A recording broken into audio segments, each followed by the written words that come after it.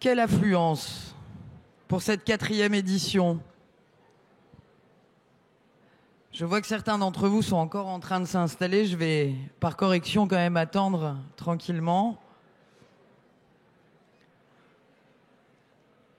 Moi, je vais commencer par tirer mon chapeau aux organisatrices et heures de cet événement pour la 4e année consécutive. Malheureusement, je n'aurais fait que 3 éditions sur 4. J'ai loupé la première. Mais franchement, chapeau bas à Caroline Néron, à Eva Sadoun, à Jean Moreau. Et je vais moi-même lancer l'applaudissement.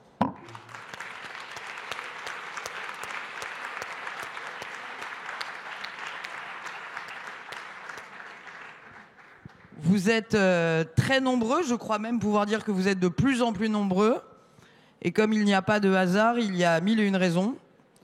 Bien sûr l'actualité, bien sûr la conjoncture, mais aussi la maturité des problématiques qui sont adressées ici depuis plusieurs années.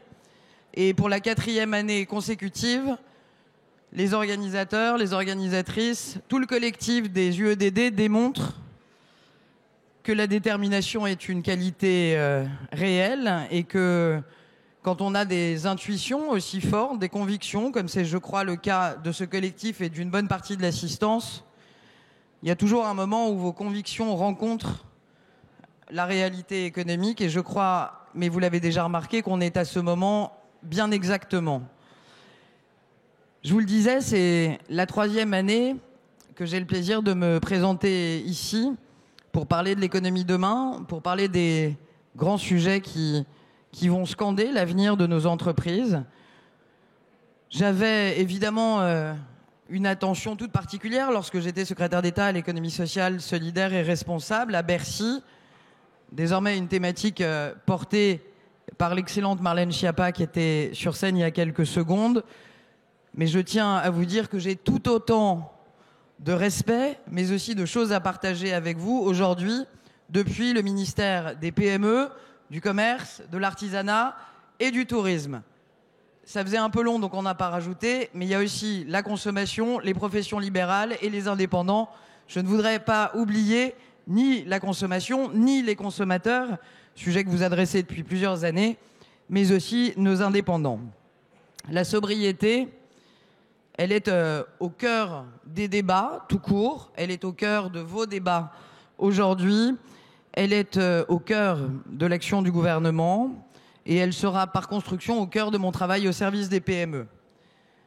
Quant à la proximité, qui va faire l'objet d'un débat dans quelques minutes avec des invités de talent, elle est, elle aussi, au cœur de notre action. Et en réalité, la proximité qui fait l'objet de ce débat, je ne pourrais pas mieux dire, puisque c'est ce qui donne toute la cohérence à l'intitulé du portefeuille dont j'ai la charge. Cette cohérence, c'est précisément la proximité. On parle d'ailleurs d'économie de proximité quand on parle des PME, du commerce, de l'artisanat, mais aussi souvent du tourisme. Cette économie de la proximité peut-elle être, doit-elle être, va-t-elle être une économie de la sobriété ? Les PME, le commerce, l'artisanat, le tourisme, c'est par élimination toutes les entreprises qui ne sont pas des très grands groupes industriels. C'est en positif toute cette économie de la proximité qui fait la force, la richesse de notre territoire, mais aussi la richesse de notre pays. Faut-il le rappeler, 99% de nos entreprises sont des petites entreprises, des PME. Et le tourisme, pour partager juste avec vous, au-delà du fait que nous avons un très beau pays et des très grands acteurs du tourisme, c'est 8% de notre produit intérieur brut. Cœur battant de nos territoires, incontestablement, l'économie de proximité, elle a un rôle absolument déterminant à assumer pour relever les défis d'aujourd'hui qui sont déjà les défis de demain. Vous avez pu le constater dès cet été, même avant l'été. Nous avons j'ai réuni les acteurs notamment du commerce, des grandes et moyennes surfaces, pour dès avant l'été, leur demander de travailler dès cet été à la mise en place de mesures très concrètes au service de la sobriété, au service d'une moindre consommation, principalement électrique. La crise internationale que nous avons à confronter, à laquelle nous faisons face, elle commande de prendre dès à présent des mesures extrêmement fortes pour réduire nos dépenses en gaz, ça vous le savez, en électricité aussi. Le gouvernement a pris un certain nombre de mesures, D'ailleurs, bien avant le mois de juillet 2022, on ne le sait pas forcément, mais j'ai à cœur de le rappeler, dès octobre 2021, c'est d'ailleurs la France qui a été le premier pays d'Europe à mettre en place le bouclier tarifaire. On a ensuite été suivi par d'autres voisins européens, mais ça va faire maintenant presque 1 an que le gouvernement a mis en place des mesures et a démontré son volontarisme. On l'a vu cet été avec nos commerçants. Je ne sais pas si vous avez eu l'occasion de le remarquer dans le cadre de vos vacances, pour ceux qui en ont prises. Les commerçants qui ont été vigilants, on a mis en place un décret avec Agnès Pannier-Runacher pour que des petits gestes qui peuvent paraître symboliques mais qu'ils ne sont pas, soient développés par le plus grand nombre d'entre eux. Je pense notamment à la fermeture automatique des portes quand il y avait la clim ou aux publicités lumineuses qui vont être interdites sur certaines plages horaires. On a pu dire que ce geste était symbolique, mais je crois qu'on est plusieurs à croire à la force des symboles. La société qu'on veut construire, la société que nous devons construire, c'est une société où l'énergie, mais aussi l'eau, la terre, toutes les matières premières doivent être considérées comme des matières sinon rares, quoique, du moins précieuses. Une clim qui tourne à vide doit nous préoccuper autant qu'une voiture qui demeure à l'arrêt alors que le moteur tourne, et je crois d'autant plus aux symboles quand il concerne justement l'économie de proximité. Si je donne à cette dernière autant d'importance pour la transition de notre société vers des modèles plus vertueux, c'est autant pour l'impact concret qu'elle représente dans notre consommation énergétique que parce qu'elle est au cœur de la vie citoyenne de nos compatriotes. Un magasin dans une rue piétonne qui adopte un certain nombre de gestes de bon sens est aussi un magasin qui donne à voir à ses consommateurs qu'avec des petits gestes, qu'il s'applique à lui-même, étant un petit commerce, il est peut-être possible de l'appliquer chez le consommateur. On fait vivre et nous faisons vivre et nous vivons l'économie de proximité, le garagiste, le boulanger, l'artisan du bâtiment, les entreprises qu'on appelle du coin, les entreprises d'en bas, les entreprises d'à côté, ces petites entreprises qui jouent un rôle absolument clé dans la sociabilité, dans la socialisation des individus. Découvrir que son garagiste a recours aux pièces détachées, savoir que son boulanger s'appuie sur des circuits courts, locaux, apprendre que son artisan recycle ses déchets, ce sont des signaux très clairs d'une responsabilisation de toute l'économie et donc de toute la société. La transition écologique, si nous voulons la réussir, ne doit pas se cantonner aux symboles, mais les symboles ont cette force de donner aussi envie au collectif d'entrer dans le mouvement. On demande beaucoup en ce moment même, j'avais ce matin l'occasion d'en parler avec elle, aux entreprises de proximité, et il faudra sans doute en faire encore plus, toujours plus, dans les mois et années qui viennent. La sobriété, elle ne s'applique pas, je crois, uniquement qu'à l'énergie. Elle questionne beaucoup plus largement nos modèles. C'est d'ailleurs parmi les questionnements que vous adressez tous les ans ici. Et la sobriété devient possiblement un nouveau modèle à part entière. L'urgence dans laquelle nous nous trouvons prend justement place à une heure où des enjeux sociaux, mais aussi sanitaires, aujourd'hui diplomatiques, imposent la transformation vers plus d'autonomie, d'efficacité. Je m'en voudrais en réalité de trancher dès à présent le débat qui va suivre, mais considérez simplement que j'apporte ici ma réponse à ce problème, notre problème devrais-je dire. Une économie sobre est une économie de proximité, car l'économie de proximité est nécessairement une économie plus sobre qu'une économie qui fait le choix de fragmenter ses chaînes de production. Pour autant, je veux aussi introduire ici, en amont du débat à venir, un peu plus de complexité, en précisant qu'hélas, à mon sens, si la proximité est par nature plus sobre que l'éloignement, la proximité, elle n'est pas sobre en elle-même. Pourquoi ? Parce que vous pouvez aussi être le consommateur le plus local, ça servira à rien en réalité, si les endroits où vous consommez n'adoptent pas la même démarche. C'est très bien d'aller au restaurant du coin, d'en bas ou d'à côté, mais si ce restaurant importe son mobilier de Chine, ses produits sous vide d'Espagne, livre ses menus avec des 2 roues thermiques toute la nuit et abrite ses clients en terrasse avec des chauffettes électriques, je ne crois pas qu'on serve la proximité. Donc le débat, il est a priori assez facile, proximité et sobriété, mais en réalité, il peut être plus complexe qu'il n'y paraît. La proximité n'est pas ipso facto symbole de sobriété. Je jetterai certainement pas la pierre à ce restaurateur parce qu'il a lui aussi des contraintes, à commencer par des concurrents qui pourraient le distancer s'il ne le suivait pas, mais nous sommes bien au-delà, nous sommes bien là au cœur du problème qu'on doit adresser et du problème de la sobriété. La sobriété doit devenir, et je crois que c'est le cœur du challenge économique, la sobriété doit devenir un avantage compétitif. Et c'est vous qui allez le faire. Mais cet avantage compétitif, c'est un avantage du moment que nous réglementons et que le règlement s'applique à tous et de la même façon.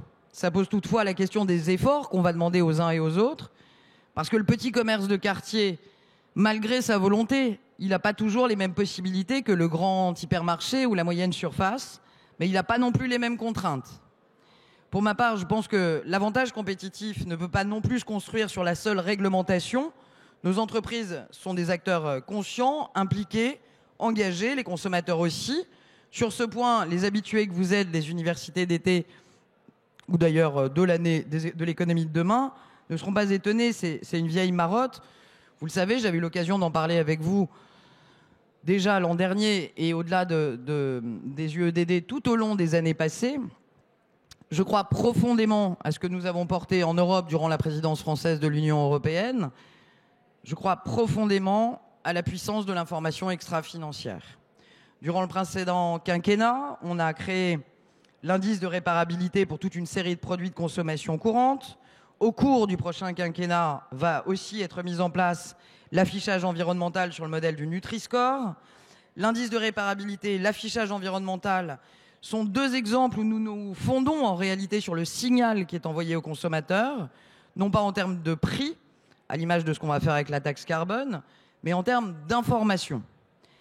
Et je suis absolument convaincu que cette seule information peut déjà avoir un impact fort, un effet décisif dans les décisions liées au comportement du consommateur, plus largement d'ailleurs du salarié et de l'investisseur.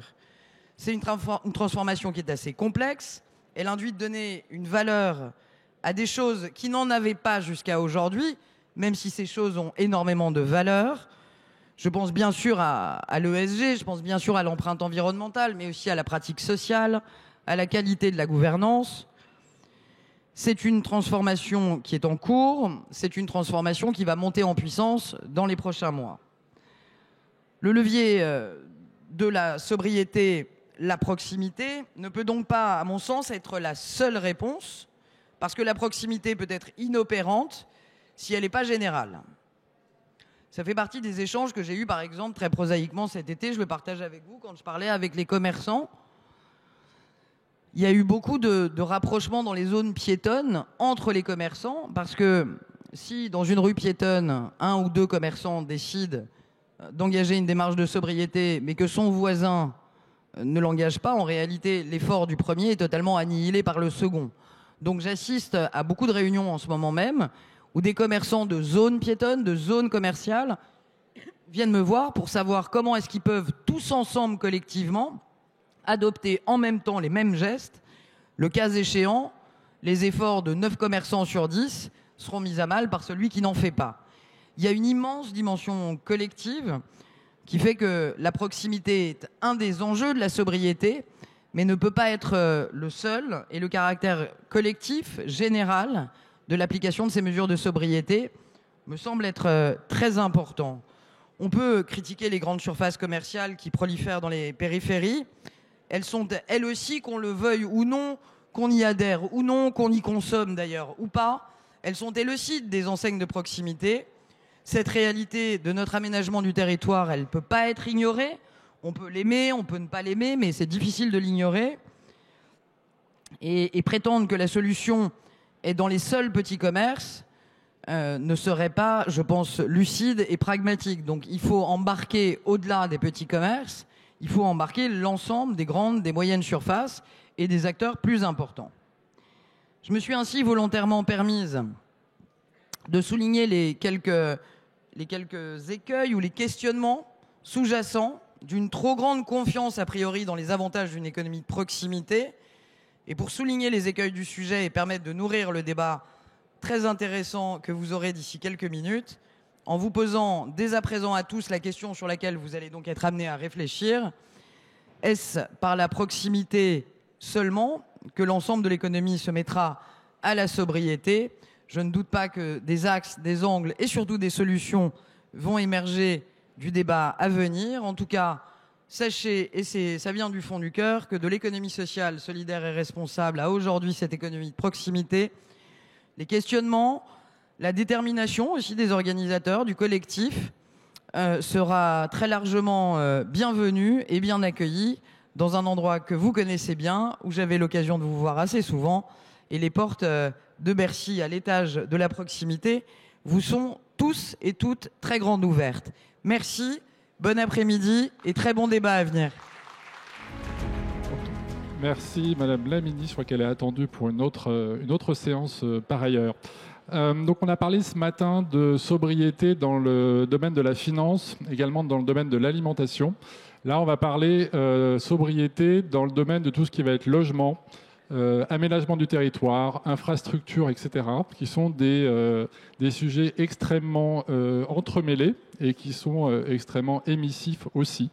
Et c'est en ça que ça va être intéressant. Pour ce faire, j'accueille ici Catherine Touvray, qui est directrice générale d'Harmonie Mutuelle, qui fait partie du groupe Vive et qui est le premier acteur mutualiste de santé et de protection sociale en France.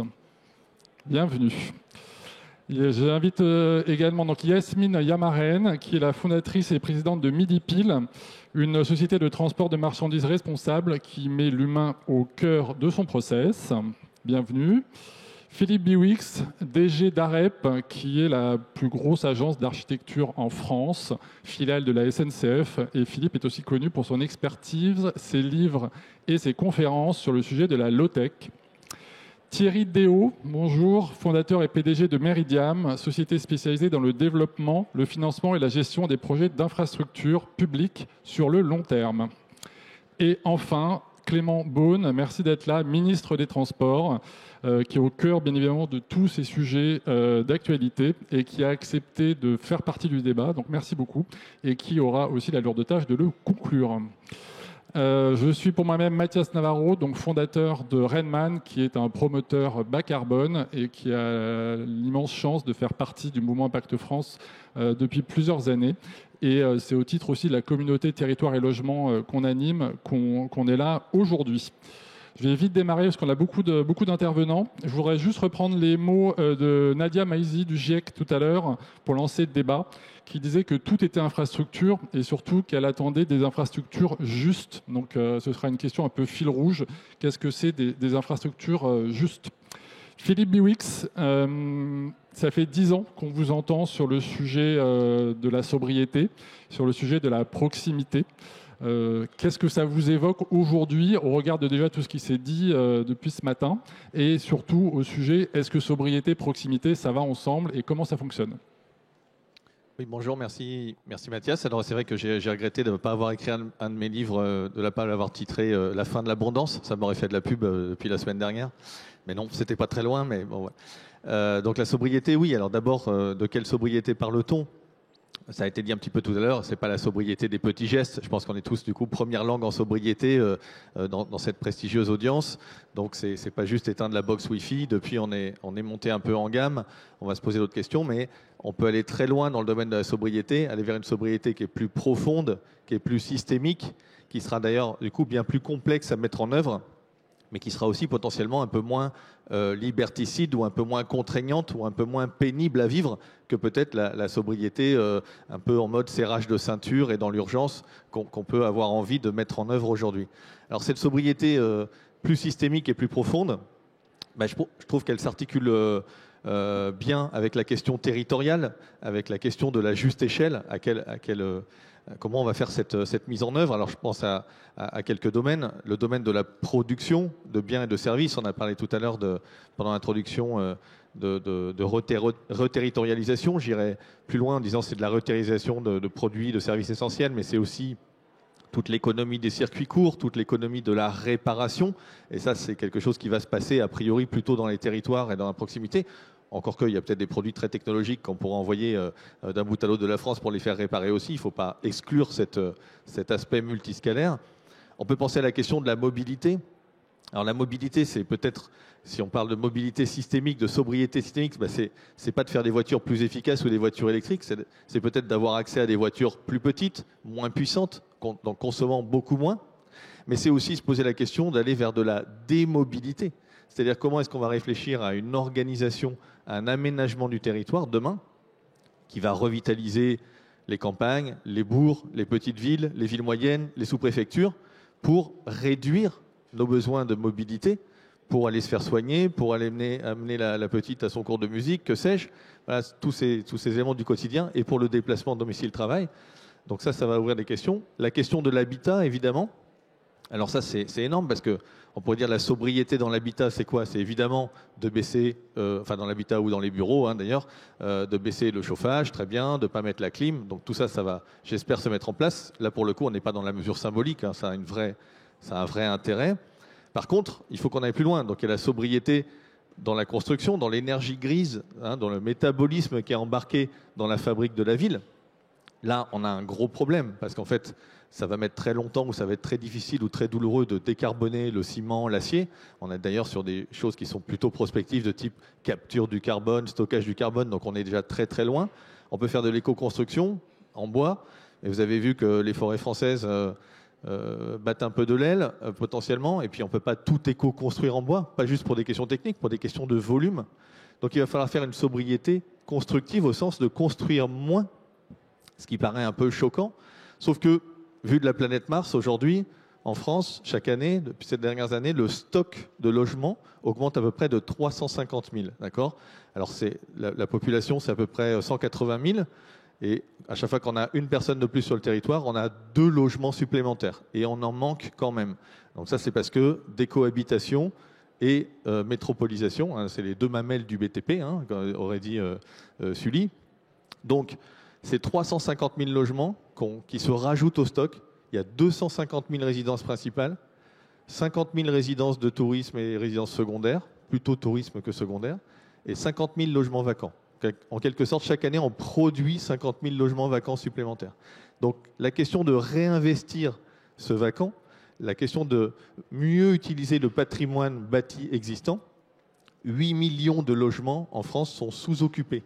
Et si on les occupait correctement, entre guillemets, alors évidemment c'est très difficile à faire tout ça, ça permettrait d'accueillir sans construire 1 mètre carré 12 millions de personnes, selon la définition officielle de l'INSEE, sur qu'est-ce que c'est qu'un logement suroccupé, un logement sous-occupé. Alors il y a un petit peu de suroccupation aussi, il faut s'en occuper, mais sans jeu de mots, mais beaucoup moins que la sous-occupation. Donc là aussi, ça va être une question, où est-ce qu'il est ce vacant? Il est dans des zones moins tendues, dans des zones qui ne sont pas en métropolisation, ils sont dans des zones qui sont plutôt en désœuvrement, et c'est ça qu'il faut réussir à réinstaller. Donc tous ces enjeux-là, on pourrait y rajouter aussi l'agriculture, évidemment, inventer une agriculture respectueuse du vivant, c'est plus d'emplois, donc c'est plus local, il va falloir loger ces personnes. Et puis les questions évidemment des énergies renouvelables qui ont un impact territorial. Donc il faut que tout ça s'articule aussi avec les enjeux du territoire. Donc tous les enjeux qui vont nous amener dans les 20-30 prochaines années à être réellement sobres et pas dans une sobriété juste du serrage de ceinture, passent par la question territoriale et la question de la proximité. Très bien. Tout le monde commence à s'accorder sur le fait que c'est la sobriété qui va être un peu notre assurance-vie dans les années à venir face aux crises. Catherine Touret, en tant qu'assureur, ça vous parle, qu'est-ce qui résonne en vous en matière de sobriété et de proximité qui peuvent être vus comme un inconfort par les Français sous certains aspects?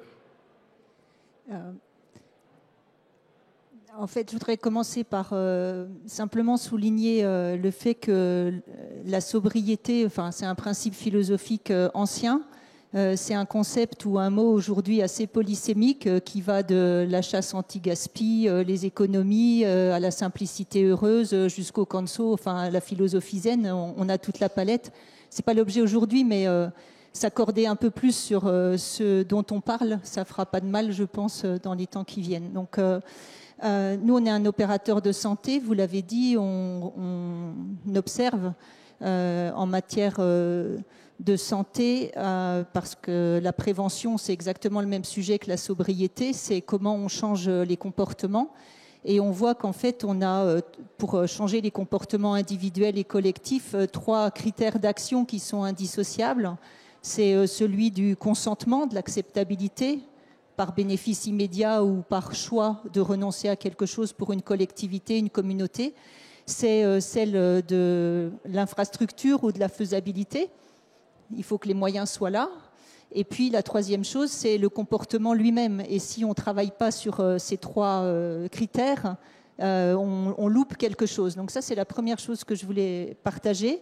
Et la deuxième, c'est que ça se joue aussi à 3 échelons. J'invente rien, hein, c'est l'ADEME et tous ceux qui travaillent là-dessus qui le disent. C'est 3 catégories d'acteurs, les individus, qui soient citoyens, comme le disait Olivia Grégoire, qui soient patients, qui soient usagers de véhicules, etc. C'est les pouvoirs publics, qui soient au niveau national ou collectivité locale, et puis c'est les structures de droit privé, et notamment les entreprises. Et là aussi, si l'un n'est pas au rendez-vous, l'autre a assez peu de chances d'être à l'échelle. Donc une fois qu'on s'est dit ça, moi je voudrais illustrer sur le sujet de la santé que je connais le moins mal. Aujourd'hui, on a on est dans le top 3 des dépenses de soins rapportées au PIB. On n'est pas dans le top 10 des pays si on prend l'espérance de vie sans incapacité à la naissance. On a 10 ans de moins que le Danemark, on est derrière la Grèce, on est derrière la Bulgarie, et pourtant on dépense plus. Et il y a un chiffre intéressant, c'est qu'aujourd'hui, on a à peu près 20 millions de Français qui sont soit en affection de longue durée, soit qui prennent un traitement chronique. Et quand on regarde cette population qui est en croissance, avec le vieillissement, mais pas que, c'est les habitudes de vie. Et les habitudes de vie qui expliquent les 2 tiers de ce problème-là, et qui font que les dépenses augmentent alors que l'espérance de vie en bonne santé, elle n'augmente pas ou pas avec la même vitesse. Et donc, pour illustrer encore plus concrètement, j'aurais pu prendre l'illustration de l'antibiorésistance ou celle de l'alimentation. Le commerce, les tourismes, etc., juste avant, nous y incitaient, mais comme voilà, le panel est constitué de cette façon, je voulais illustrer avec le sujet de la mobilité via le vélo, qui est donc une activité physique qui a aujourd'hui, s'est documentée, un impact majeur sur le diabète, l'hypertension, enfin toutes ces maladies qui génèrent des traitements chroniques. Aujourd'hui, on dit qu'il y a à peu près 70 centimes de dépenses de santé évitées par kilomètre de vélo parcouru au quotidien.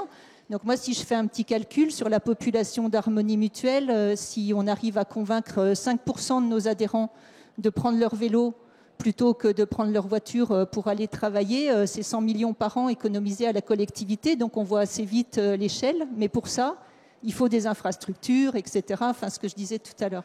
Et peut-être pour terminer, parce que le temps est compté, je voudrais juste dire que on est dans une période de crise et on va se dire qu'il ne faut pas gâcher la crise de ce point de vue-là. Après les 2 premiers chocs pétroliers, les pays comme la Hollande, la Belgique, etc., n'avaient pas plus d'utilisation du vélo que nous au quotidien. Enfin voilà, quand on fait le contraste entre ces pays-là et nous aujourd'hui, on voit bien que il s'est passé quelque chose sur le demi-siècle qui s'est écoulé depuis. Et aujourd'hui, et je m'arrêterai vraiment, on constate qu'on a autant de gens à convaincre de l'utilité de l'activité physique, et ça peut être le vélo, que de gens qui ont envie de prendre leur vélo pour aller travailler, pour se promener, etc., et qui ne le font pas parce qu'ils ont peur, la sécurité routière, le parking, etc. Et donc c'est là que les pouvoirs publics, les collectivités locales, vous probablement, on a tous un rôle à jouer dans cette capacité à changer l'échelle. Voilà. Merci. Donc on parle beaucoup d'infrastructures. Elles ont des durées de vie très longues et on a un spécialiste ici des infrastructures. Elles sont déterminantes sur le chemin de la décarbonation et de la sobriété. surtout pour que les citoyens choisissent et ne subissent pas leur mode de vie futur.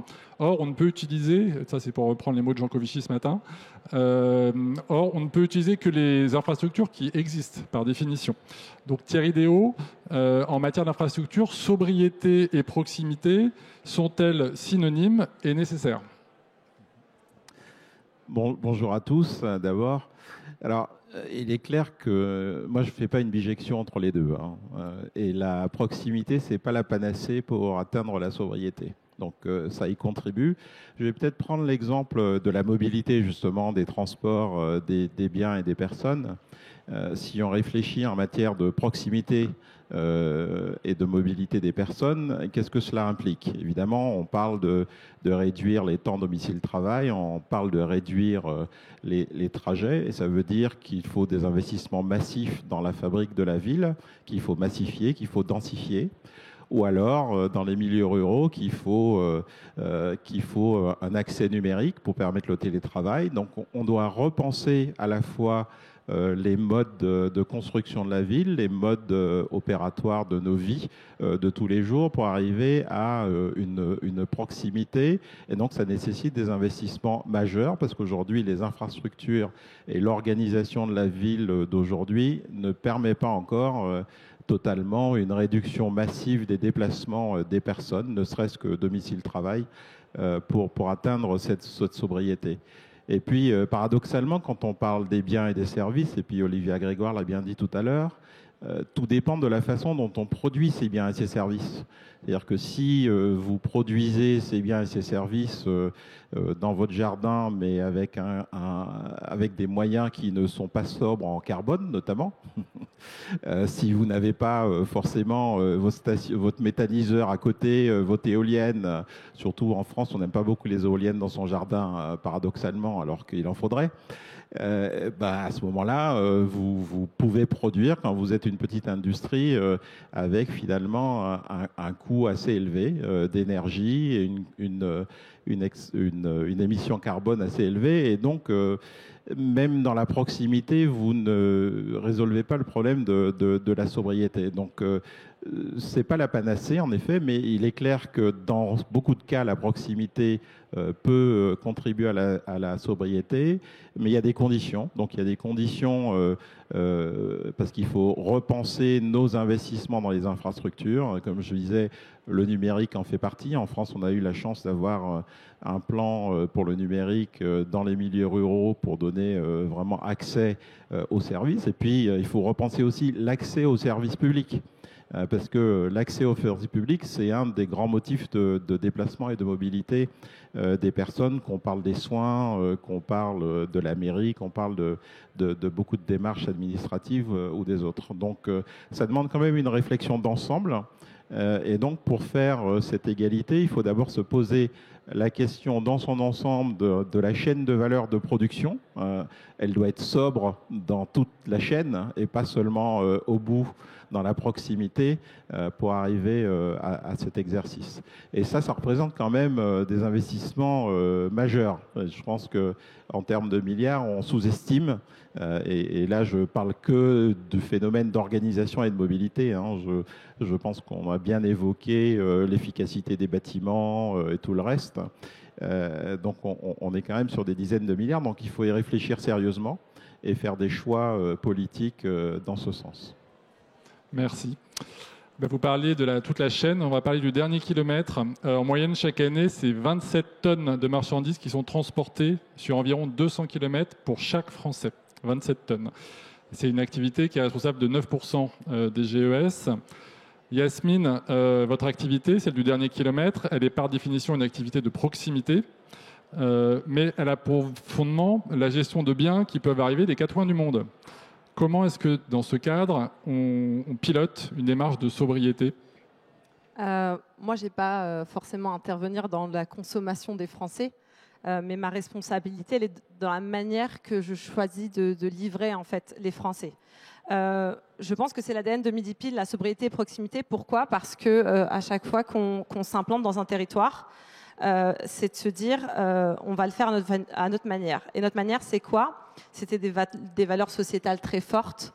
Tout de suite, quand j'ai créé Midi Pile, je me suis dit, j'ai envie de requalifier le métier de la livraison, j'ai envie qu'il y ait autant d'hommes que de femmes sur les routes de France. On est même aujourd'hui la seule société qui compte autant d'hommes que de femmes sur les routes. Et puis, quand j'ai eu cette ambition justement sociétale, ça a été difficile, mais ça a marché justement parce que on travaille avec les acteurs locaux. C'est vraiment main dans la main, donc c'est vraiment cette dimension de proximité qui a fait que ça a marché. Et puis, quand il y a eu cette ambition aussi écologique de sobriété, je me suis dit, c'est génial, d'un point de vue social, j'y arrive. Maintenant, il faut que j'y arrive aussi d'un point de vue écologique. Et puis là, je me rends compte que ça ne dépend pas que de moi, parce que ça dépend des infrastructures, des territoires dans lesquels on s'implante. Ça dépend de la disponibilité des véhicules avec lesquels on livre les Français. Et là, je me dis, mince, finalement, cette ambition que j'ai d'avoir vraiment cette démarche de sobriété, elle va dépendre d'une proximité que je ne maîtrise pas. Et là, c'est beaucoup plus difficile. Justement, Thierry en sait quelque chose. Et c'est là où, moi, quand j'arrive dans un territoire, il y a toujours cette démarche d'aller voir les mairies, toutes ces personnes qui travaillent sur les infrastructures pour dire « Ok, mais là, c'est génial. Moi, j'ai des clients qui ont envie qu'on livre en vélo cargo. On va parler de choses concrètes du quotidien. Mais en fait, j'ai pas de route pour les livrer. Donc, sur le papier, c'est génial. Mais comment je fais? Est-ce que je mets en danger les gens que je recrute pour ça? Et puis, on me dit « Ok, c'est génial. Nous, on va être livrés en électrique. Ok, très bien. Mais finalement, comment je fais s'il n'y a pas de borne de rechargement? Comment je vais au bout de ça? Et c'est là où, pour moi, cette démarche écologique, on est un peu freiné et elle va forcément avoir... on a besoin finalement des autres, on a besoin des autres commerçants, on a besoin des prises d'initiative de l'État pour aller au bout des choses. Et là, forcément, ça dépend un peu moins de nous, mais c'est pour ça qu'on parle tout le temps de transition. C'est parce que tout ne se fait pas du jour au lendemain, donc pas à pas, on va y arriver. Merci beaucoup. Merci beaucoup. Ça fait écho à plusieurs questions qu'on a vues dans le public et donc je me permets de venir relayer ici. Pour vous, Monsieur le Ministre, avec un peu deux types de questions. Celle qui nous parle de l'avion. Quand est-ce qu'on se dit que véritablement il faut diminuer le trafic aérien si on veut réussir la diminution des émissions? Et de l'autre côté, les sujets de la voiture et notamment de la mobilité rurale et quand est-ce qu'on se met en parallèle à investir sur des nouvelles façons de se déplacer pour éviter une nouvelle crise des gilets jaunes notamment? Merci beaucoup. Je vais répondre aux questions. Si vous me permettez juste un tout petit mot sur le débat d'ensemble, mais je n'évite pas les deux questions évidemment. D'abord, on utilise beaucoup le mot de sobriété. Et puisque ça fait partie à travers le domaine des transports des sujets de transition écologique qui nous occupent ou nous préoccupent beaucoup aujourd'hui, je vais essayer de faire quelques différences dans des définitions peut-être un peu personnelles de ces termes. Et la sobriété, évidemment, ne résume pas la question de la transition écologique. De même, Catherine le disait, que le terme de sobriété ne s'emploie pas que dans ce contexte. La sobriété, c'est un concept qui n'a pas attendu, d'ailleurs, heureusement ou malheureusement, je ne sais pas, le contexte du réchauffement climatique ou du dérèglement climatique, et qui s'applique à beaucoup de domaines de la vie ou presque de la philosophie.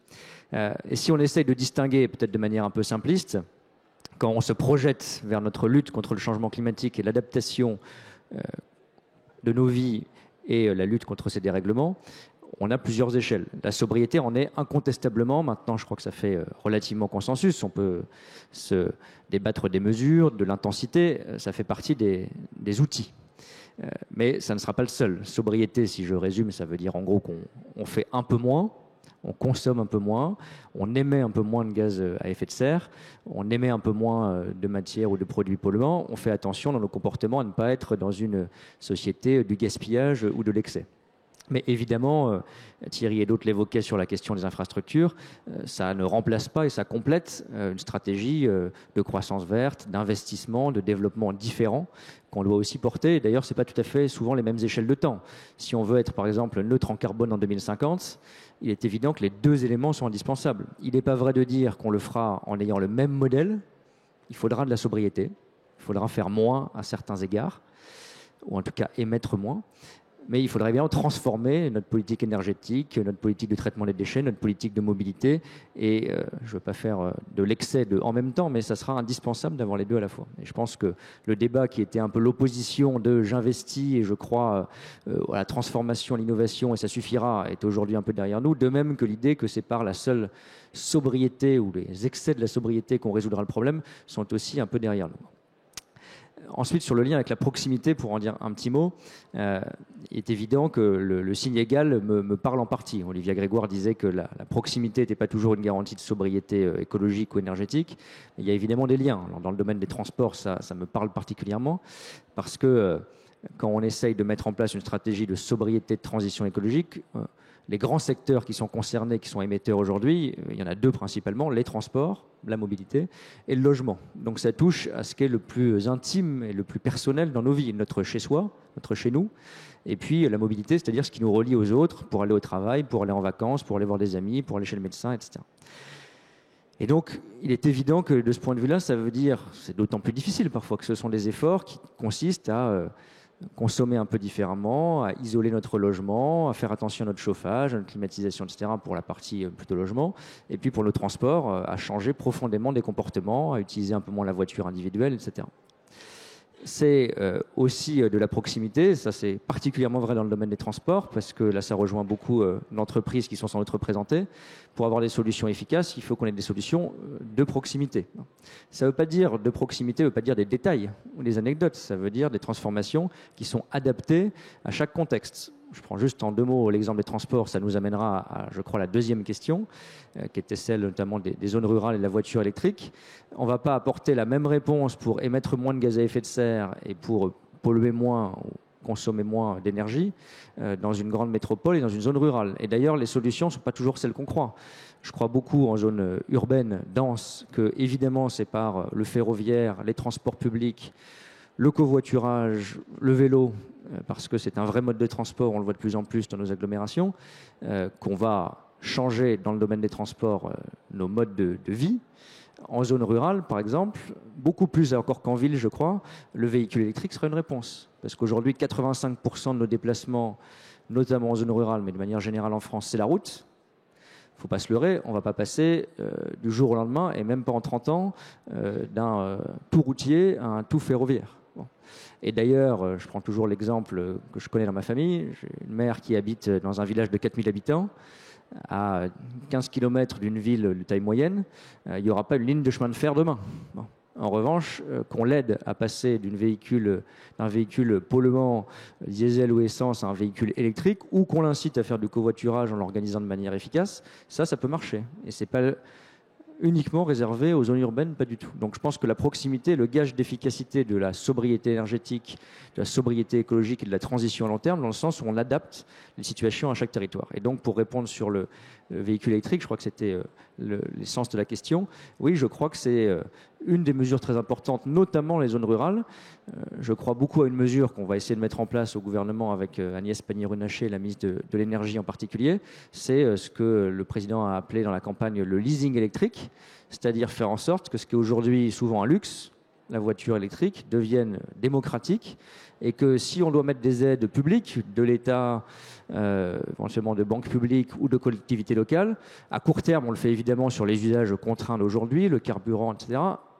À moyen terme, et le moyen terme doit venir très vite, c'est dans les mois qui viennent, il faut qu'on encourage le changement d'usage, et ça fait partie des solutions, et notamment en zone rurale. Alors sur l'avion, je ne focalise pas sur la seule question des jets, je suppose qu'elle était un peu sous-jacente, mais dans l'aviation, moi je ne suis pas du tout dans l'idée que dans 10, 20 ou 30 ans, il n'y aura plus d'avion. Bon. Je pense que c'est ni réaliste ni souhaitable. Bon. D'abord parce que là aussi, c'est toujours notre même débat sur sobriété et innovation, il faut croire à l'innovation.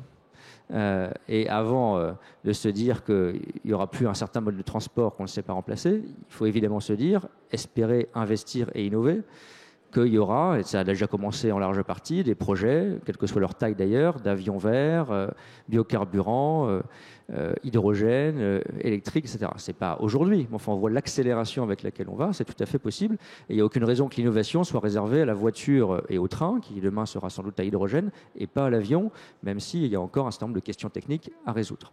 Et puis pour les déplacements qui sont de longue distance, qui sont transatlantiques, qui sont internationaux, on aura sans doute demain de la sobriété, parce qu'on ira sans doute un peu moins pour un échange diplomatique, pour un voyage d'affaires, peut-être même pour des vacances, parce que notre conscience écologique s'est renforcée, à l'autre bout du monde, sans se poser la question de ses émissions, de la nécessité de ce déplacement, ça c'est clair.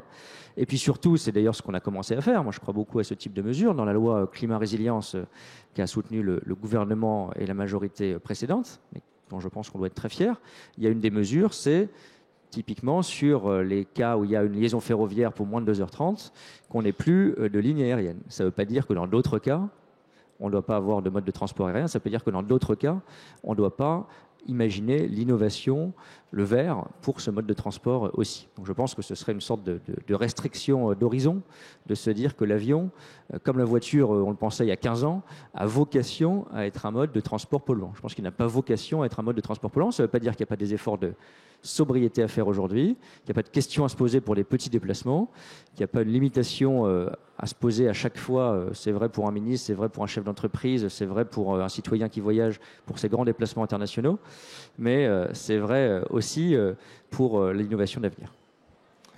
Merci.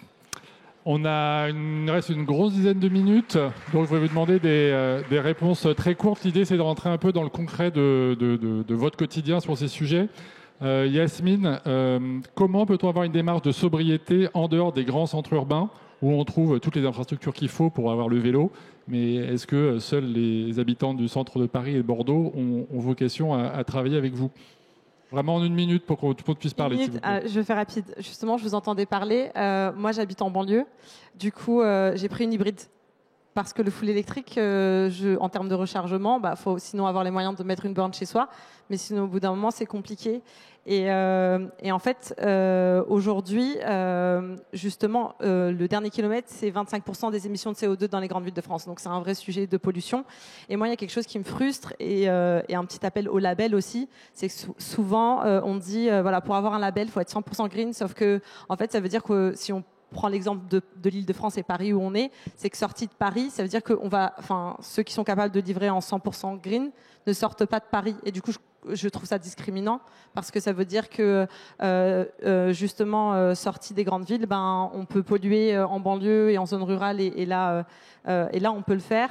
Et puis, moi je trouve qu'aujourd'hui ce sujet du green, on n'en parle juste que dans des zones de France et je trouve que ça devrait être un sujet qui est national. Je le dis tout à l'heure, on parle de transition, donc on peut pas faire ça du jour au lendemain. Et en tant que chef d'entreprise aujourd'hui, j'en ai complètement conscience. L'État c'est comme une grande entreprise qui doit aussi gérer avec ses finances et avec son niveau, mais j'aimerais qu'on y arrive en essayant d'écarter aucune zone aujourd'hui en France. En tout cas, c'est ce que j'espère et qu'on n'incite pas à la discrimination. Je trouve que c'est important. En une minute, un peu. Exactement. Et je pense que Catherine, Harmonie Mutuelle, justement, a 70 000 clients. Quel rôle, voire quelle responsabilité les entreprises elles peuvent avoir dans une organisation différente des territoires pour ne pas laisser les citoyens seuls? Et je pense que vous avez un sujet concret. Oui. J'ai une expérience à la fois d'employeur, on a 5000 salariés, et à la fois nos entreprises clientes, qui à travers ce qu'on constate, ont des salariés qui ont des consommations de santé, des arrêts de travail. L'absentéisme en France est un sujet de plus en plus cuisant. Et ce qu'on constate, en fait, c'est que, et je fais le lien avec ce que vient de dire Yasmine, pendant les 40 dernières années, on a optimisé en spécialisant. On a spécialisé les territoires, on a spécialisé les lieux d'habitation, les lieux de travail, etc. Et on n'a pas arrêté d'allonger la distance, en fait, entre le trajet et le travail. Et avoir une entreprise qui a 5000 salariés dans une tour à la Défense, ou avoir 5000 salariés, c'est notre cas, dans 150 sites partout en France, c'est pas du tout la même chose. En termes de management, avec les outils d'aujourd'hui, etc., ça se passe très bien. Et en termes encore une fois, statistiques d'arrêt de travail, etc., on voit très très bien qu'il y a du rendement décroissant. Plus les ensembles sont grands, plus on est anonyme, moins on est indispensable. Dans une équipe de 10, quand on est absent, on manque à ses collègues. Quand on est dans un ensemble de 200, 3000, ça devient totalement invisible. Et donc, à l'heure où la grande démission, etc., en tous les cas, tout le monde a des problèmes d'emploi, je pense, aujourd'hui, de recrutement, de fidélisation. Cette question de comment les entreprises conçoivent une autre logique d'implantation territoriale, parce que ça va leur servir, encore une fois, en termes à la fois de marque employeur et de performance économique. C'est un sujet qui peut être assez intéressant. Merci. Philippe, ça va être très court. Je suis déjà en train de m'excuser, mais on veut vous entendre parler de low-tech. Et j'ai une question très simple. Est-ce que la ville sobre, ça existe ? Alors, ça n'existe pas trop aujourd'hui. La question, ça serait est-ce qu'elle va exister demain ? Moi, j'ai un pari affreux à vous faire, c'est qu'en 2050, les métropoles ne seront ni vertes ni neutres en carbone. Qu'on n'arrivera pas à faire atterrir ces bestioles-là si elles sont trop denses, trop concentrées. Parce que la ville dense, la ville concentrée, la grande ville, eh bien, elle va aussi chercher des espaces servants, des espaces logistiques, etc., à l'extérieur d'elle-même. Donc, on essaye de faire la zéro artificialisation, on se concentre, on métropolise. C'est bien pour l'emploi, ça attire, etc. C'est bien pour le prix du foncier. Mais par contre, ça crée plein d'autres problèmes. Et donc, je pense qu'il va falloir vraiment réfléchir à ça. Alors, la seule bouée de sauvetage qu'on avait trouvée, c'était la Smart City. C'était le fait qu'on allait pouvoir technologiser la ville avec des capteurs, des trucs, on allait faire plein de choses, on était tous consommateurs et producteurs d'énergie renouvelable, etc. Et puis les véhicules électriques vont se recharger avec les panneaux solaires des immeubles, et j'en passe. La Smart City, elle est en train de mourir. Enfin, il y a eu un premier acte de décès qui a été Google qui a abandonné son projet à Toronto. Ça a fait un peu parler, plutôt pour d'autres raisons, des questions de protection et des données personnelles. Mais globalement, les cas d'usage environnementaux de la Smart City eh bien, sont très très faibles, très très rares. On parle de poubelles connectées qui vont appeler le camion quand elles seront pleines, 2-3 trucs comme ça, mais qui sans doute ne paieront pas le coût des ressources, le coût de la consommation d'énergie des data centers qu'il y a derrière. Donc ça, c'était la dernière bouée de sauvetage, c'était la ville écolo, la Smart City. Je crois que c'était Anne Hidalgo qui avait promis que Paris serait une Smart City en 2020. Covid est passé par là, ça fait une bonne excuse, mais j'ai l'impression que Paris n'est toujours pas une Smart City et n'a toujours pas atterri en tout cas. Donc du coup, sur quoi on doit miser ? Sur autre chose. Évidemment, travailler sur l'existant, travailler sur les comportements, les usages. Bien sûr, pas jeter les innovations techniques qu'on pourra trouver. Évidemment, il y en aura, il va y en avoir encore, profitons-en. Mais les solutions ne sont pas techniques, elles sont socio-techniques. Elles embarquent les usages, les comportements. Sinon, eh bien, il y a ce qui s'est passé dans l'aérien. On a des turboréacteurs qui consomment 2 ou 3 fois moins par rapport à il y a 20 ans. On a des avions beaucoup mieux remplis. Donc, par kilomètre passager, c'est canon. Sauf qu'évidemment, il y a l'effet rebond et beaucoup plus de gens qui aujourd'hui prennent l'avion. Donc c'est ça qu'il faut éviter. Donc il faut réussir à capturer l'innovation technologique en travaillant les évolutions culturelles, sociales, sociétales. Et ça, c'est possible parce que la bonne nouvelle, c'est que l'être humain est extrêmement adaptable. L'histoire l'a montré, même l'histoire récente avec Covid.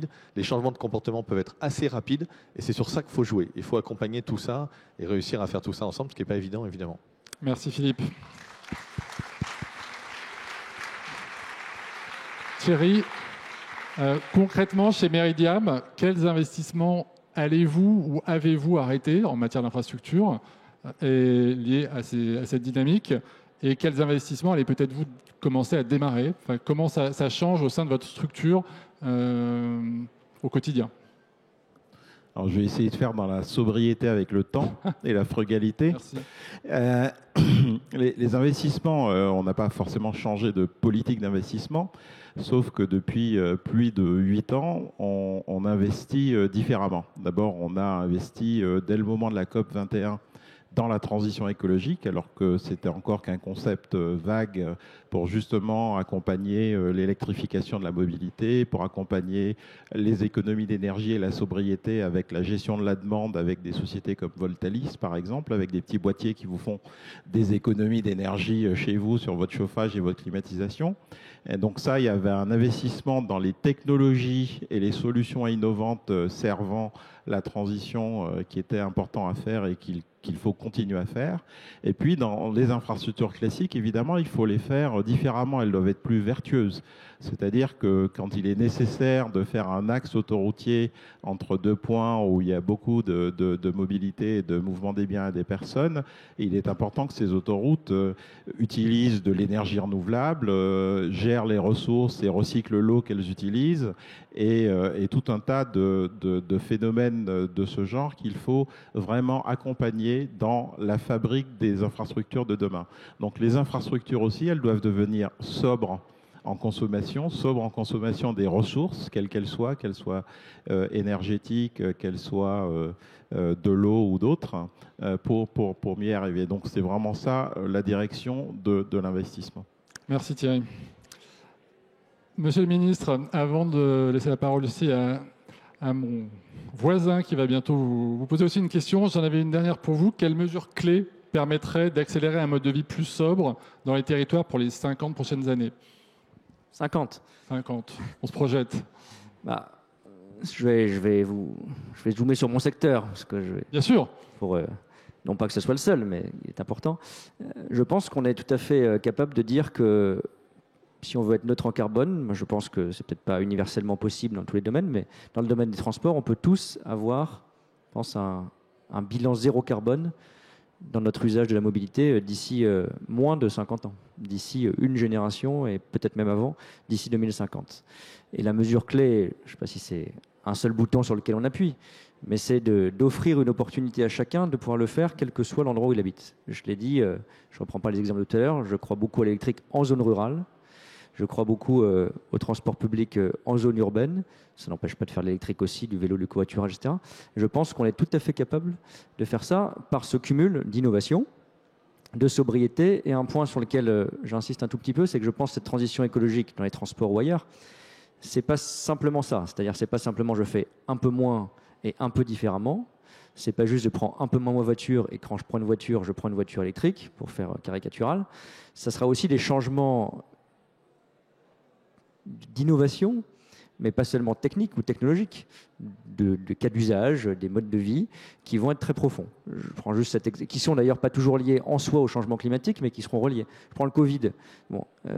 Ça a accéléré, je ne sais pas si on est dans la grande démission, mais en tout cas, ça a accéléré de manière massive un nouveau mode de travail qui était un peu là, mais qui était le télétravail. Et du coup, ça a des impacts sur l'immobilier de bureau. Du coup, ça a des impacts sur les transports aussi. Est-ce que notre carte de transport sera la même si le télétravail se généralise dans les 15 prochaines années? Est-ce que l'important, ce sera d'avoir un transport public de proximité? Plutôt oui, sans doute, mais dans quelle mesure?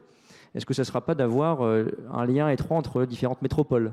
Parce que les gens ils passeront 2 jours quelque part et 3 jours au bureau dans une autre grande ville comme la région parisienne. Peut-être. Et ça, on ne peut pas exactement le savoir. Donc, ce n'est pas juste, on prend le modèle d'aujourd'hui, on fait un tout petit peu moins et un tout petit peu différemment, moins de voitures, plus d'électrique. C'est aussi penser dans nos infrastructures, dans nos planifications urbaines, dans nos modes de vie, des changements très profonds, parfois qu'on n'a pas complètement encore en tête. Merci. Pour terminer ce débat, on va donner la parole à la jeunesse, parce que sa voix porte, sa voix compte, et c'est surtout cette jeunesse qui est concernée. Donc je vais laisser la parole à Yanis El Amraoui, qui a 20 ans, qui est fondateur de Lycée en Transition, qui va se présenter, et qui a une question pour vous, Monsieur le Ministre. Merci, bonjour à tous. Donc, je m'appelle Yanis El Amraoui, j'ai créé Lycée en Transition, donc un réseau social pour que les lycéens s'entraident pour agir dans leur lycée et mener des actions concrètes. Et je suis en train aussi de travailler sur une certification climat dédiée aux lycéens et aux étudiants pour en apprendre plus sur ces enjeux énergie et climat. Merci à vous pour vos interventions. Vous avez tous et toutes appuyé sur l'importance d'avoir une planification et un rôle le rôle central de l'État dans les infrastructures pour se diriger vers une transition écologique. Et cette transition, elle doit suivre nos objectifs climat. Et j'aimerais reprendre ce qui a été dit ce matin à 9h par Jean-Marc Jancovici. La stratégie à avoir, la trajectoire, c'est moins 5% chaque année jusqu'en 2050 et pour arriver à la neutralité carbone d'ici 2050. Et il n'a pas juste dit ça, il dirige aussi le Shift Project qui a publié le plan de transformation de l'économie française que j'imagine vous connaissez, pour imaginer ce scénario-là dans tous les secteurs, donc moins de 5% chaque année. Donc c'est un peu le Covid chaque année sans toute l'économie à l'arrêt. Donc c'est à préparer. J'aimerais bien savoir si au gouvernement il y a un plan de cette ampleur qui est prévu et à partir de quelle année on aura du coup moins 5% en France d'émissions, parce que pour l'instant, si on compte les importations, les émissions restent stables en France et continuent à grimper dans le monde année après année. Et j'aimerais bien savoir s'il y a un plan. Et ma deuxième question un peu plus précise sur le train. Donc le train, un mode de déplacement décarboné avéré beaucoup plus que l'avion vert. Et j'aimerais bien savoir, parce qu'il y a un problème avec le train qui reste majeur, c'est le prix pour les voyageurs et surtout pour les jeunes étudiants. Et nos voisins européens, donc les Espagnols, ont mis en place des trains gratuits locaux toute l'année jusqu'à la fin de l'année. En Allemagne, il y a des abonnements 9 € par mois pour prendre tous les transports en commun. Qu'est-ce qui va se passer en France ?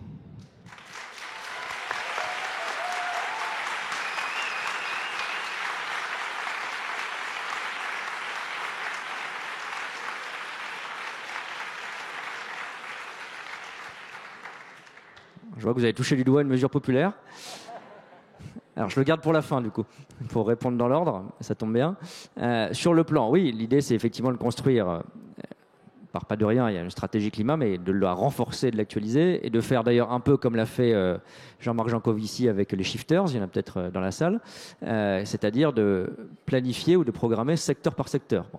Je ne vais pas les prendre tous, évidemment, mais c'est la seule condition pour arriver à tenir notre objectif. Si on essaie de se donner un objectif chiffré, vous avez parlé de 5% par an, l'objectif qu'on essaie de se fixer, qui va revenir à peu près à ça, c'est de doubler la réduction d'émissions qu'on a réussi à atteindre pendant le dernier mandat. Ça ne se fera pas que par l'équivalent Covid, et ça ne se fera pas que par la sobriété, mais ça en fait évidemment partie. Et surtout, il faut que ça soit dans tous les secteurs. Je prends juste 2 ou 3 exemples rapides. Il n'y a pas de politique de transition écologique et de neutralité carbone si on ne change pas la politique énergétique, qui est en quelque sorte le socle de tout le reste, puisque c'est la façon dont vous émettez en sortant ou pas du fossile. Notre objectif, c'est d'être le premier pays en Europe à sortir des énergies fossiles. Et pour ça, vous avez 3 leviers. D'abord la sobriété, parce que même si vous passez à des énergies moins polluantes, il faudra de la sobriété. Je ne reviens pas sur toutes les mesures possibles, mais c'est évident, c'est un des leviers. À court terme, parce qu'on a un sujet pour cet hiver lié au contexte international, mais évidemment les années qui viennent. 2, c'est de passer massivement à de l'énergie électrique et de l'énergie propre en général, avec 2 leviers, parce que je sais que c'est un débat, mais Jean-Marc Jancovici a dû sans doute aller dans cette direction d'ailleurs. Il faut évidemment accélérer sur les énergies renouvelables. On a en France un peu de retard, et on a du retard pour différentes raisons, notamment nos procédures sont extrêmement longues. Par exemple, on a un seul parc éolien en mer. Notre objectif, c'est d'en avoir 50 d'ici 2050. Et ça veut dire aussi, ça suscite d'autres débats, mais de l'éolien terrestre, parce qu'on ne pourra pas faire sans. Et ça veut dire du nucléaire. Parce que vous ne ferez pas tout en énergie renouvelable. Peut-être que c'est le cas dans 80 ou dans 100 ans, ce n'est pas le cas à l'horizon de 20 ou 30 ans, c'est clair. Parce que vous avez besoin d'une énergie stable, vous avez besoin d'une énergie disponible tout le temps, mais en revanche, ceux qui vous font croire qu'on peut faire tout en nucléaire ne sont pas sérieux non plus, compte tenu des délais, d'abord, pour relancer cette énergie, et parce que je pense qu'on se priverait, non seulement en termes écologiques, mais même en termes économiques et industriels, avec les énergies renouvelables, d'un secteur d'avenir, d'un secteur stratégique qui serait évidemment irresponsable, donc on doit évidemment accélérer là-dessus. Et puis, j'ai évoqué les logements, j'ai évoqué le transport, si vous mettez bout à bout ces 3 secteurs, vous avez l'immense majorité des émissions de gaz à effet de serre. Dans les transports, j'ai donné quelques pistes, et j'en viens au train. Bon. Ça veut dire que si vous voulez que le secteur des transports, c'est 30%, je le rappelle, des émissions de gaz à effet de serre, ne contribue plus à l'émission nette de gaz à effet de serre, vous devez avoir ce qu'on appelle en jargon un report modal, notamment vers le ferroviaire massif. Bon, c'est clair. Aujourd'hui, c'est déjà notre premier investissement. Et pour être très concret sur ce que vous dites, je suis en train de regarder pour faire des propositions là-dessus. Je prends les 2 exemples que vous avez cités parce que c'est intéressant qu'on fasse une comparaison précise. En Allemagne, ils ont fait une expérimentation de 3 mois. Elle va prendre fin à la fin du mois de septembre. Sans doute, ils ne vont pas la continuer d'ailleurs. Et elle visait à relancer les transports publics. D'ailleurs, ça a marché. On n'a pas tout le bilan encore, ils nous diront, mais les premiers chiffres qu'on a, j'en ai parlé avec le ministre allemand des Transports, ça a plutôt bien marché. Je crois qu'il y a 30 ou 40% d'augmentation de la fréquentation des trains, notamment chez les jeunes. Ça n'a pas en revanche permis, donc ça dépend de l'objectif qu'on poursuit, le report modal. Ça n'a pas fait baisser le recours à la voiture. Donc ça a été une mesure plutôt sociale et pour les jeunes, c'est-à-dire c'est des gens qui partaient pas en vacances, qui partaient pas en week-end, qui partaient pas souvent et qui ont pris le train parce que c'était moins cher et ils ont pu partir. C'est un objectif, mais il faut être clair, c'est pas une mesure qui a été à fort impact à ce stade écologique et qui est très coûteuse puisque ça coûte 1 milliard d'euros par mois tel qu'ils l'ont conçu. L'Espagne, c'est différent, ils font aussi une expérimentation. Ils disent on va voir si le fait de baisser les abonnements au transport public massivement, je crois que c'est 30% effectivement, jusqu'à la fin de l'année, va augmenter le recours au transport public. Moi, c'est quelque chose que je suis prêt à regarder. Il faut regarder combien ça coûte. Il faut regarder. Bon. Si on est très clair, si on dégage des centaines de millions d'euros pour une mesure sur le transport public et le transport propre, je pense qu'il faut le mettre sur le ferroviaire, effectivement, et je pense qu'il faut le mettre sur les transports du quotidien, c'est-à-dire ce qu'on vit en Ile-de-France, le Transilien, le métro, etc., ce qu'on vit dans les grandes métropoles. Et on fait déjà, je veux quand même le souligner, un effort important là-dessus. Souvent, Thierry Déaut ne me démentira pas, ce qui fait que vous passez de la voiture, notamment de la voiture individuelle, à un transport public, c'est ça qu'on recherche. Ce n'est pas seulement le coût, même si ça peut être un obstacle. En France, il est plutôt plus bas que la moyenne européenne. C'est aussi la qualité de l'expérience, si je puis dire, et de l'infrastructure. Vous prenez quelqu'un qui habite en lointaine banlieue parisienne, il va arrêter sa voiture pour des questions d'économie, mais aussi s'il a un train fiable, à l'heure, sûr, confortable. Bon, c'est ça donc il y a un énorme effort d'investissement. Moi, je crois beaucoup à ça, j'allais dire plus encore qu'à des mesures de réduction ou d'incitation dans les infrastructures de transport. Et par exemple, on déploie 1 milliard d'euros pour les transports collectifs à Marseille, qui est la 2e ville de France et qui est totalement sous-dotée en transport public. Je pense que si je dois utiliser ce milliard-là, qui est programmé déjà, je préfère qu'on le mette sur la création d'un tramway à Marseille, même si ça prend un peu plus de temps, que sur baisser l'abonnement de transport public existant. Cela étant dit, c'est quelque chose qu'on regarde, y compris à la lumière des expériences de nos partenaires. Il y en a 2 essentiellement qui l'ont fait. C'est l'Allemagne. Honnêtement, je ne pense pas que ce soit la meilleure mesure si on veut mettre beaucoup d'argent en plus sur les transports publics. L'Espagne, c'est peut-être plus intéressant et c'est quelque chose qu'il faut qu'on regarde. À suivre. Merci beaucoup, Monsieur le Ministre, d'être prêté à cet exercice. Merci Yanis et merci à toutes et à tous pour votre participation à ce débat.